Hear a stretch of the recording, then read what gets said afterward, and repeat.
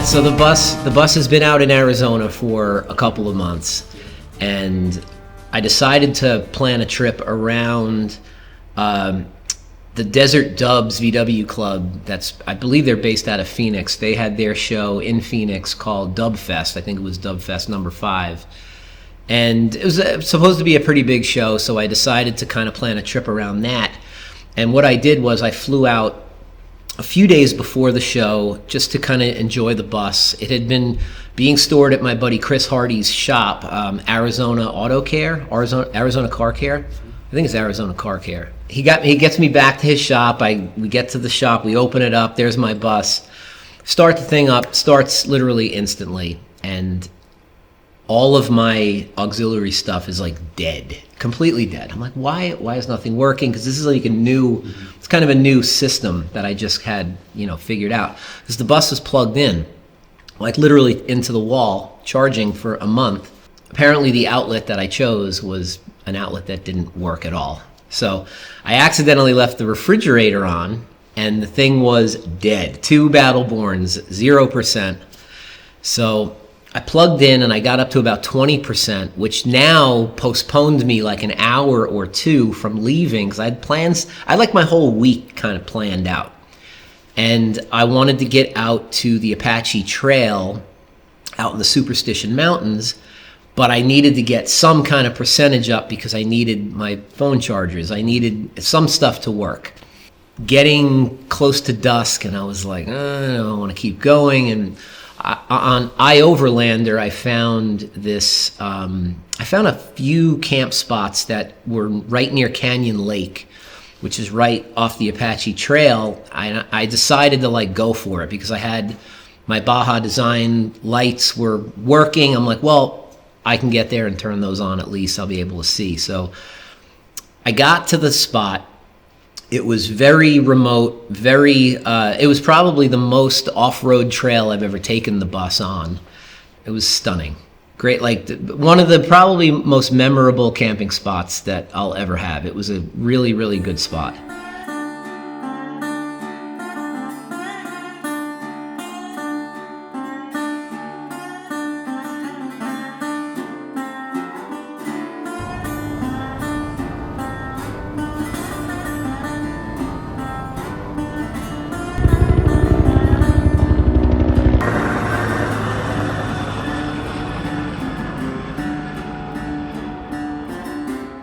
So the next day, I decided to do the Apache Trail, which I didn't really know what to expect with that. I had watched a few videos about it. I read a little bit about it, and it was kind of like very much a dirt road, very much on a cliff.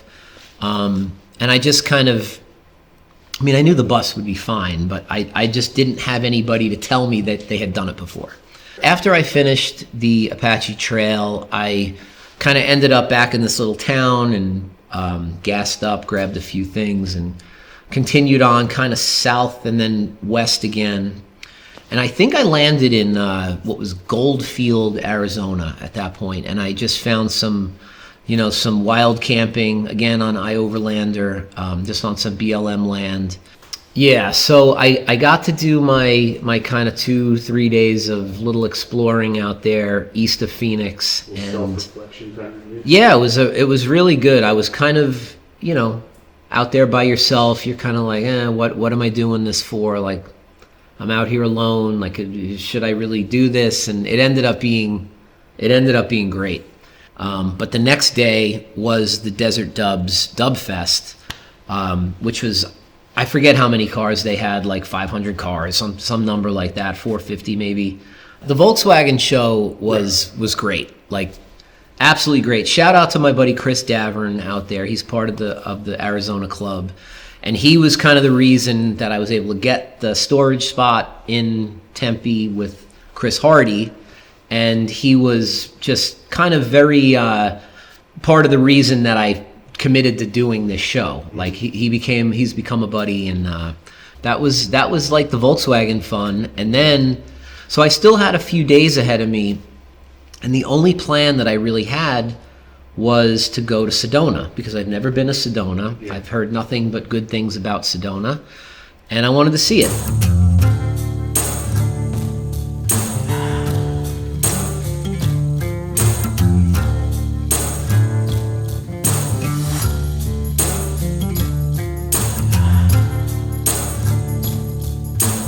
So when I was at the VW show on Saturday, this gentleman walks up to me and he's like, "You're from New Hampshire. I go there all the time.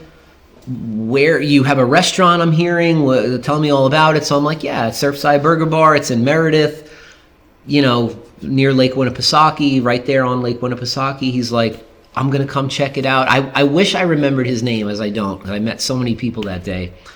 But he was like, "What are your plans for the rest of, your time?" And I go, "Well, I'm going to go to Sedona." He goes, "If you're going to go to Sedona, you have to go to Jerome. Go to Jerome. It's like an old ghost town, like a mining town. I'll put that on my list." So headed north.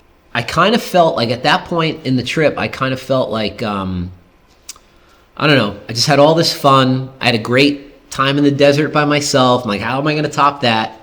I got to hang out with all these cool VW guys, made a bunch of friends. It was great. And now I'm just kind of like, all right, I'm going to drive to Sedona by myself. Like, okay.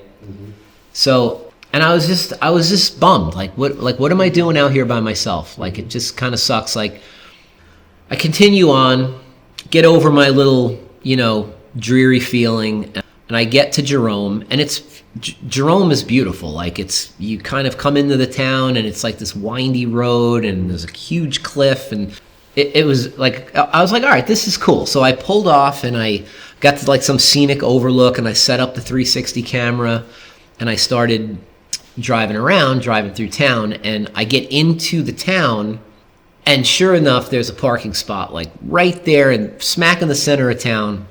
And on my way into town, I saw this old saloon up the road. So I was like, I'll definitely go check out the saloon. I went in there.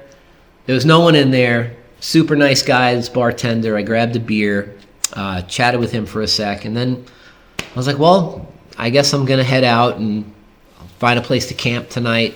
I got back to the bus, and I was parked in front of this like really cool looking bar restaurant place. Like, I go in, the place is packed. I'm like, I'm never gonna get a seat. And then sure enough, like straight ahead, there's an empty bar stool. But like the hostess stops me and she's like, "How many do you have? We're very busy," type of thing. And I'm like, "It's just me." She's like, "Oh, perfect. There's a bar stool right there." So, thank you. Walking up to the bar stool, and off to the right, I see just pretty blonde girl, like, and she's sitting with her friend, another girl. But like, I get a glimpse of her, and I'm like, wow, she's really pretty. I'm like, you should try to talk to this girl, like, say something.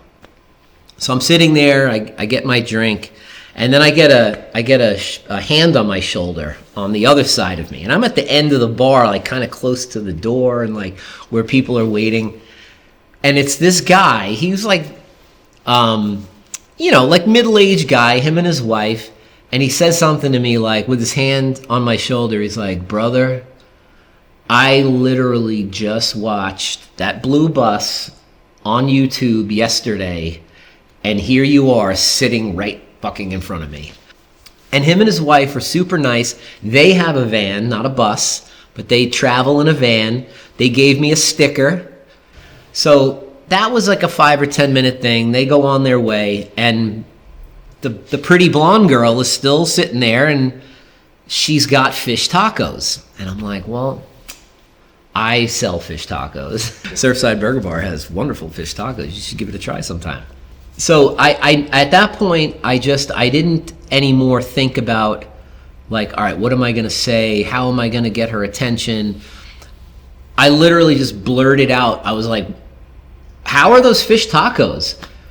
And she kind of like is like mouth full of taco and like looks at me and she's like, "And all your time waiting for that second chance." 5 minutes later, her and her friend kind of finished their conversation, turned to me, and kind of was like, "Hey, sorry, I had my mouth full," type of thing. They kind of, once they got talking to me, they were like, "What are you doing here? Like, you're just here by yourself in that blue bus?" And I'm like, "Yeah, that's like, I'm just out here." And they're kind of like, "Well, how do you do this?" I said, "Well, I own a restaurant, and it's like, this is the slow season, so I'm able to, So they open their phone and they're looking at, oh, the burgers look good, and like, you know, doing that whole thing. And I see the friend they followed the page. I was like, all right, good. Maybe the other girl will follow the page too. And then, so on the way out, they asked to see the bus. So I brought them to the bus. You know, I moved my little portable toilet over to somewhere where they couldn't see it. And I thought they probably saw it anyway. And I showed them around and gave them that Instagram and kind of, so, you know, said goodbye to them. And after I left, I remember like kind of going through my notifications and I'm like, I see the friend on the Surfside page, but I don't see either of them on the bus. I'm like, shit. I'm like, so I kind of like miss my shot here. So the next day, I find a camp spot in Sedona, and I got this beautiful spot. It's like fantastic. I'm sitting there, and I'm like, can't stop thinking about the blonde girl. Like, I need to reach out to the friend. I reach out to the friend. It was nice to meet you. By the way, I really wished your friend would have followed me so I could send her a message. She's like, oh my God. She's like, she definitely followed you. We both did. So I dig deep on the notifications, and there both of them are. Mm-hmm. So I ended up messaging the blonde girl, and we've been talking every day since. After I left them, again, iOverlander helped me to find a spot up outside of Jerome, like there was like this very, very steep and very cliffy dirt road way, way up. And there was just like these little pull-offs off the road that people had used. And that's what I did. And it was, again, just a stunning view, stunning spot. Like, it was great. Arizona's been cool. Like, there's just so much diversity in the temperatures, the landscape, everything about it has been very, very cool. And I'm going back out in a couple days, and I'll be in Prescott again. And if you're seeing this, it means it went well. And it's hard at the end of the day. I need some distraction.